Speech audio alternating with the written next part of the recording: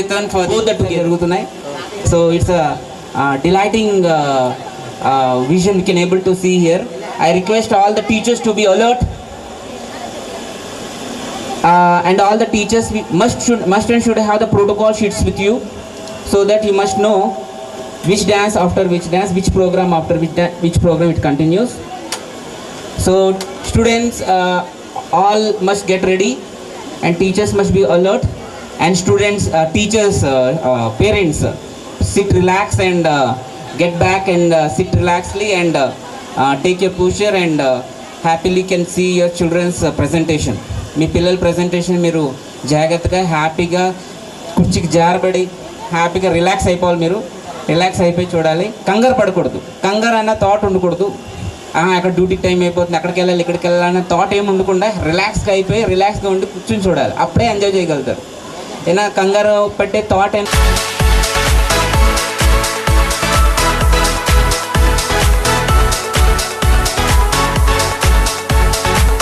request all the parents to give a big clap to A Vinay program. I'm so happy to see you together here. I hope the program will be getting successful. I hope you will enjoy the program. Have a good time. Thank you for joining us.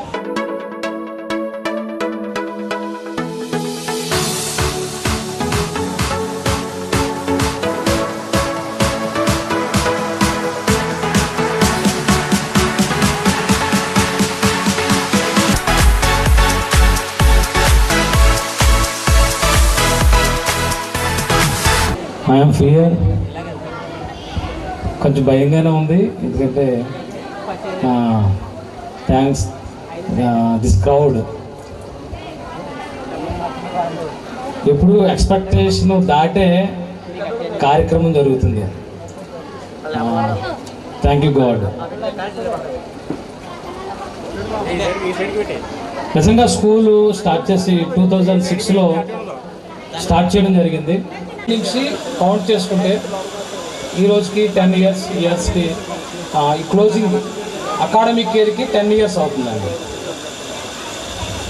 కాబట్టి ఈ జర్నీలో చాలా ఇంత position రావడానికి చాలా కష్టపడ్డామండి. ఎంత కష్టపడినా మీరందరూ ఎంకరేజ్మెంట్ మెయిన్.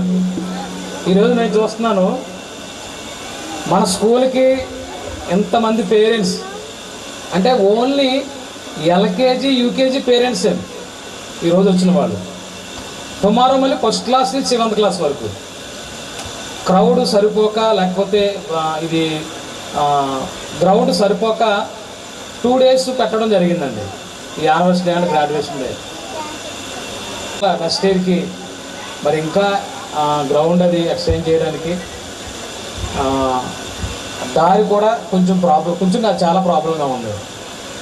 ఎందుకంటే ఎప్పుడు ఇంత బిల్డింగ్ లేపినప్పుడు ఎప్పుడు బాధపడలేదు. కానీ మొన్న సమ్మర్లో, పోయిన సమ్మర్లో చాలా బాధపడ్డామండి.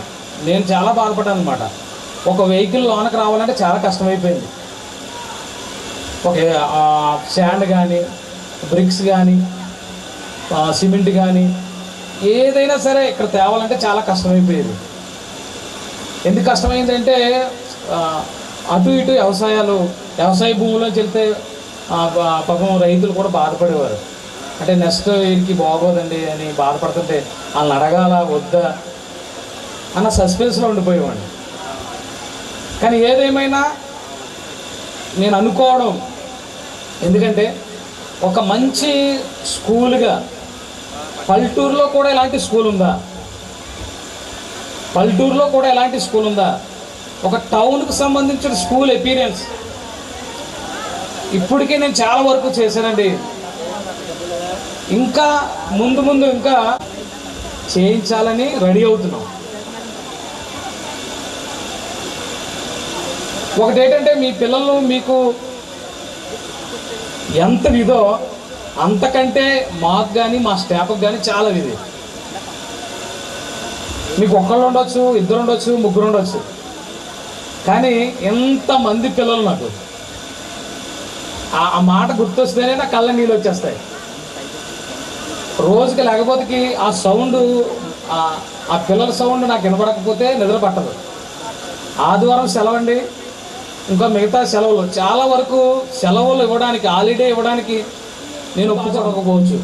ఓకేనా? First class, second class, third class అంటే మా దగ్గర కంపల్సరీ ఇంచుమించు థర్డ్ క్లాస్ కానీ సెకండ్ క్లాస్ రాకపోదికి సెట్ అయిపోయి పిల్లలు ఉన్నారు. అసలు ఏమీ రాదు అన్న పిల్లలు కూడా ఇంచుమించు ఫస్ట్ క్లాసు సెకండ్ క్లాస్ రాబోదికి సెట్ అయిపోయారు. కొంతమంది పేరెంట్స్ కూడా నాకు చెప్పారు. ఎందుకంటే ఒక అబ్బాయి గురించి చెప్తాను. ఎందుకంటే నేను వ్యాన్ వేస్తాను, కొడవల పేరెంట్స్ తెలుసు.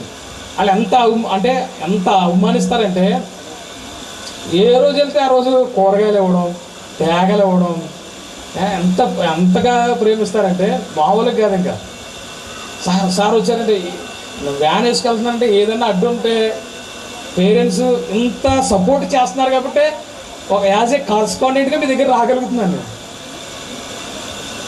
అంటే పిల్లల యొక్క కేర్ మీరు ప్రతిసారి చూస్తున్నారు. మీ అబ్జర్వేషన్ కంపల్సరీ చేయొచ్చు. డైల్ అది స్పీడోమీటర్ ఉంటుంది కదండి, ఆ స్పీడోమీటర్ దగ్గర మట్టి పొర పట్టిందనమాట. నాకు చాలా ఆశ్చర్యం వేసింది. ఒక అబ్బాయి అలా నిలబడ్డాడు అనమాట. తన దగ్గర ఏముందంటే ఎల్కేజీ అబ్బాయి. దీనికి వాళ్ళ మమ్మీ ఏం చేసిందంటే కచ్చి పెట్టింది, నాప్కిన్ పెట్టింది అనమాట. అండ్ అలా చూస్తున్నాడు. పిల్లలు ఎంత తెలివైనంటే నాకు ఇంకా బాగా అర్థమైందనమాట. అడు అలా చూస్తున్నాడు. ముందు ఏం చేశాడంటే ఇలా చేత్తో తుడుద్దామని చూశాడు, అవ్వలేదు. ఇలా చూసి అన్నం పెడిసి మట్టి. అప్పుడు నాకు వెంటనే కోపం వస్తుంది. ఎందుకని వాడు మట్టితో ఉంది, ఆ మట్టిని తీసి ఏం చేస్తున్నాడు, ఒకసారి ఇలా నాగుతున్నాడు అనమాట. ఇలా నాగుతుంటే నాకు కోపం వచ్చింది. తర్వాత ఏం చేస్తాడు అని చూస్తున్నాను అనమాట. అది మట్టి తినడం అనేది నాకు కోపం వచ్చేస్తుంది అనమాట. ఒకటి వేసేద్దామా అని అనిపించేసింది. తర్వాత ఏమవుద్ది అర్థమవుతుందండి. సార్ ఈ 10 days ప్రిపరేషన్కి నో బ్యాగ్ డే ప్రకటించేవాడు, ఎప్పుడు ప్రకటించలేదు. ఎప్పుడు బ్యాగ్ వేసుకుని వచ్చేవారు. మీకు అర్థమవుతుందా పేరెంట్స్? అర్థమవుతుందండి. వాళ్ళు ఇప్పుడు వరకు కర్ర కట్టుకొని, బ్యాగ్ కట్టుకొని, బుక్ కట్టుకొని ఈ ఈరంతా కూడా మేము దండించి ఏదో చేసి మొత్తానికి ఎంత ఇబ్బంది పెట్టాం. కానీ ఈ 10 days ఎంజాయ్ చేశారండి. ఎంజాయ్ అంటే ఇంటికాడ వచ్చి ఆడతారు కదండి, లేదా సెలవులు ఆడుకుంటారు కదా. మీరు ఎందుకు నో బ్యాగ్ డే పెట్టారు అని అనుకోవచ్చు. నాకు అనిపించింది సంవత్సరానికి ఒక 10 days నో బ్యాగ్ డే పెడితే పిల్లల మైండ్ రిలీఫ్ అవుతుంది అనమాట. ఎంత రిలీఫ్ అవుతుందంటే ఇంటికాడ ఆడుకోవడం వేరు, ఇక్కడ ఉన్న వాళ్ళ స్నేహితులతో ఆడుకోవడం వేరు. ఇక్కడ వాళ్ళ ఫ్రెండ్స్ ఉంటారు, ఆ ఫ్రెండ్స్తో ఆడుకోవడం, సాంగ్ ప్రాక్టీస్ చేయడం, వాళ్ళ ఫ్రెండ్స్తో ఆడుకోవడం, స్పీచ్ ప్రాక్టీస్ చేయడం, ఏదో ఒకటి ప్రాక్టీస్ అనమాట. నాకు ఈ సంవత్సరం తెలిసిందంటే నో బ్యాగ్ డే ప్రతి ఇయర్ 10 days పెట్టాలనిపించింది అనమాట. ఆ మైండ్ నో బ్యాగ్ డే అంటే బ్యాగ్ తెచ్చుకోలేదు. చూసారా మీరు 10 days నుంచి బ్యాగ్ తెచ్చుకోవట్లేదు. టుడే టుమారో కూడా బ్యాగ్స్ ఉండవు. ఇంకా డే ఆఫ్టర్ టుమారో నుంచి బ్యాగ్స్ ఉంటాయి మళ్ళీ. కాబట్టి గమనించండి, మేమేది చేసినా కానీ మీ ఎంకరేజ్మెంట్ వల్ల ఇంత సక్సెస్ ఉంది. మన పిల్లలు సక్సెస్ అవ్వాలంటే మీరు ఆలోచించాలి, మేము ఆలోచించాలి. మీరు ఆలోచించాలి, మేము ఆలోచించాలి. ఎందుకంటే మీరు పిల్లల్ని ఒకసారి, ఎందుకంటే ఇప్పుడు చాలామంది ఈ స్కిట్ వేయడం లేకపోతే డ్యాన్స్ ప్రోగ్రాంలో చాలామంది మిమ్మల్ని చాలా ఇబ్బంది పెట్టి ఉంటారు. పిల్లల్ని డ్రెస్సులు కొనుక్కోండి, లది కొనుక్కోండి, ఇది కొనుక్కోండి, మామూలు ఇబ్బంది కాదు. నేను అనుకుంటాను ఇప్పుడు వరకు పొలాల్లోకి వెళ్ళిపోయి లేకపోతే ఏదో టీవీ చూస్తూ ఏదో పని చేస్తూ పిల్లల్ని పట్టించుకోలేదేమో అనుకుంటున్నాను. ఈ కొండం ద్వారా పిల్లలకి ఏం కావాలో కొంచెం దగ్గర అయ్యారనిపించింది నాకు. చాలా సంతోషం వేసింది అనమాట. మీరు ఇసుక్కున్నారు కానీ అది కావాలి ఇది కావాలి ఏడ్చేసి ఉంటారు పొలవని. ఎంత ఆడుకున్నా కానీ మన కంట్రోల్లో ఉండాలండి. నేనే మాస్టర్ని, నేనే హెల్ని పిల్లలకి హెల్ నేనే అండి. ఎందుకంటే ఏదైనా కంప్లైంట్ వచ్చిందంటే రూములోకి తీసుకెళ్ళి, వాళ్ళకి ప్రత్యేకంగా రూమ్ ఉంటుంది, ఆ రూములోకి తీసుకెళ్ళి ఐదు సార్లు 5 కార్యాలు చేస్తాను వాళ్ళకి. ఒకటి చాలా తక్కువ, రెండోది చాలా తక్కువ, మూడోది మా ఇద్దరు పిల్లల్ని కూడా అంతగా పట్టించుకోను నేను. మీ పిల్లల్ని పట్టించుకున్నట్టుగా నేను అంతగా పట్టించుకోను. అదవుతుందండి, అంతగా పట్టించుకుంటాను మీ పిల్లల్ని. కాబట్టి మీరు అది కూడా చూస్తున్నారు. తర్వాత పేరెంట్స్ మీటింగ్ కూడా కండక్ట్ చేయలేకపోయాం, ఎందుకంటే కొంతమంది పేరెంట్స్ వచ్చి వాళ్ళే వస్తున్నారు, రాని వాళ్ళు రావట్లేదు. ఎందుకని అందుకే ఎక్కువ సార్లు అయిపోతుందని ఇంకా annual day, graduation day and parent meet కూడా ఇదే. కాబట్టి గమనించండి, నెక్స్ట్ అకాడమిక్ ఇయర్కి ఇంకా హెవీగా ఉంటుంది ప్లానింగ్. ఆల్రెడీ ప్లాన్ చేసుకున్నాం, దాన్ని ఇంకా హెవీగా ప్లాన్ చేయాలని ఆలోచన కలిగి ఉన్నాం. కాబట్టి ఇక్కడ టీచర్లే, మనం చూస్తున్న టీచర్లే పనిచేయడం కాదు, అర్థమవుతుందండి, బయట టీచర్లు కూడా ఈ స్కూల్ గురించి పనిచేస్తున్నారండి.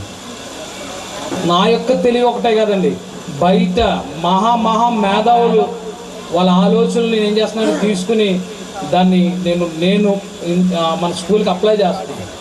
అందుకే ఈ రోజుకి స్కూలు నిలబడడానికి కారణం.